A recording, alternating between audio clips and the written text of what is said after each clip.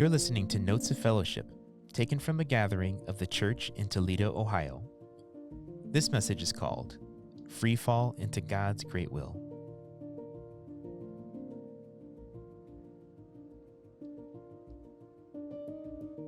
Faith isn't about dipping a toe in to test the waters. Neither is it about analyzing possible outcomes to make the best decision. It is a free fall, letting go of every hesitation, every condition, and wholly receiving the peace and satisfaction of living according to God's purpose. The experience of this free fall is distinctly human, a strong, inexplicable knowing that locks man in a forever bond with his Creator. It is a unique privilege of human life. Think about it. In life, there are so many relationships or situations that require us to have this free fall. When two people fall in love, there can't be hesitation or analysis. If a love comes with terms and conditions, someone always calculating, always holding something back, that's not real love. And the same principle is true when we help a friend, apologize to a brother or sister, or invite someone into our life. Human beings were made in such a way to be full of conscience, to have an inner being that desires to be fulfilled, to give and to receive unconditionally. In Paul's writings to the Ephesians, there are two words that unlock the secret of this unique, beautiful human experience. God has a will, and behind that will is a pleasure.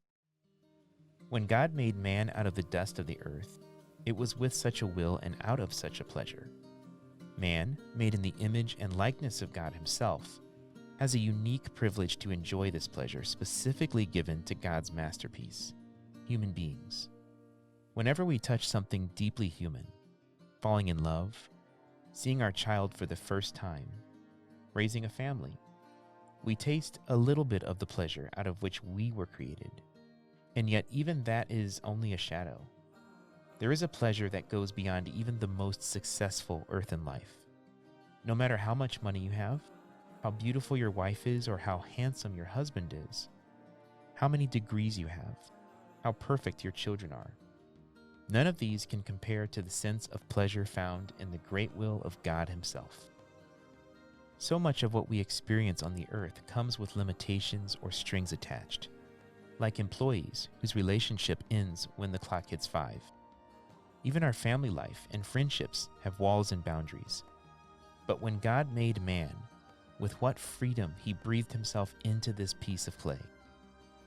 With what pleasure he made man after his own image and likeness. With what joy he gave man to eat of the tree of life. With what satisfaction he put his life into man to be mingled and one with him. Where is the calculation in that? And who can explain exactly what God must have been thinking as he made man in such a way? All we can say is, it was according to the good pleasure of his will.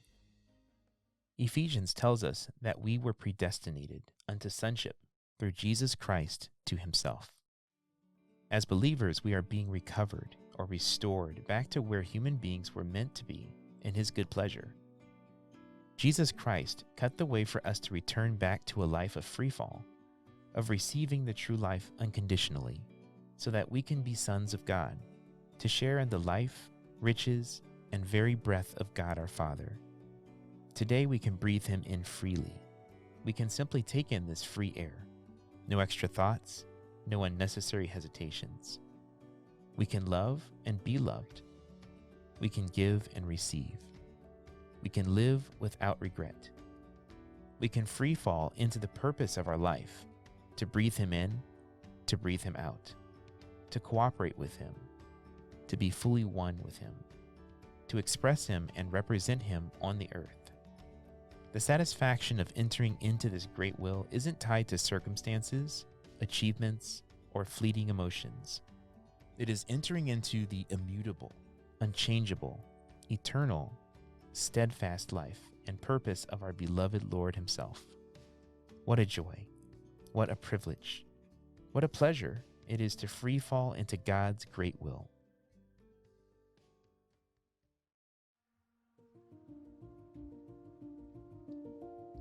If you have enjoyed today's fellowship and would like to hear or read more, please visit us at www support.thechurchintoledo.org. We would love to hear from you, dear brothers and sisters, and hope to use this audio format to share more of our daily church life experiences, to build the body of Christ with you all.